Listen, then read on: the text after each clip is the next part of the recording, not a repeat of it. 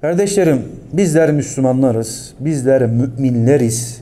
Bizler elhamdülillah Allah Subhanahu ve Teala'nın tevhidini kabul etmiş olan kimseleriz. Bizler kardeşlerim Kur'an'ı okuyoruz.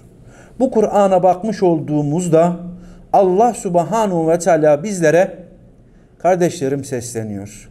Nasıl sesleniyor? Özellikle ya eyyühellezine amenu. Ey iman edenler diyerekten Rabbimiz Subhanahu ve Teala bizlere Kur'an-ı Kerim'inde tamı tamına 89 ayeti kerimesinde seslenmiştir.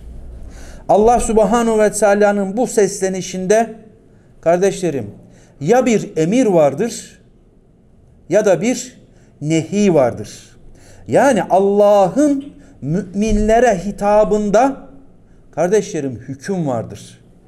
Ya bizden bir şeyleri yapmamızı istiyordur ya da kardeşlerim bir şeyleri yapmamamızı talep ediyordur. Yani ya yapın diyordur ya yapmayın diyordur. Ya olun diyordur ya da olmayın diyordur.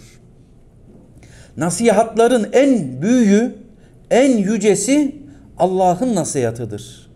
Ve Allah Subhanahu ve Teala Kur'an'ın ilk nüzul ortamından bu zamana ve kıyamete kadar bütün müminleri kendisine muhatap almıştır. Allah bizleri muhatap aldı kardeşlerim. Ve bizlere nasıl sesleniyor?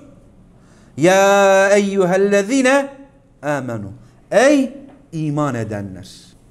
Dedik ki bu hitapta ne vardır? Hüküm vardır.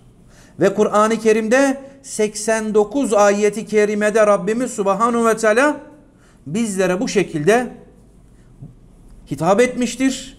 Bizlere bu şekilde seslenmiştir. İnşallah ben de bu ayeti kerimelerden seçtiğim bazı ayeti kerimeleri sizlerle sohbet konusu etmek istiyorum. Önce kendime sonra sizlere nasihat etmek istiyorum. Allah Subhanahu ve Teala bizlere kardeşlerim nasihat almayı, nasihatı hayat kılmayı nasip ihsan etsin. Allahümme amin.